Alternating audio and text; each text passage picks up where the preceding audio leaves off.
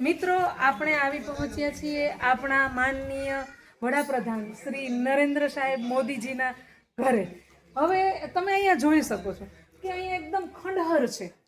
એટલે પડે એમ હતું એટલે પાડી નાખ્યું છે, નહીં તો કોઈ પછી અંદર જાય ને લાગી જાય એટલા માટે પાડી નાખ્યું. પણ મારું અહીંયા એક કહેવાનો હેતુ એવો છે, હું એ કહેવા માંગુ છું કે બધી જ જગ્યાએ જે પ્રવાસન વર્ષ છે અને આ બધા મોટા મોટા બોર્ડ માર્યા છે, અહીંયા એકેય બોર્ડે નથી માર્યું કે આ કોઈ એવી જાહેરાત નથી કરતા. હા, કઈ જાહેરાત પણ નથી.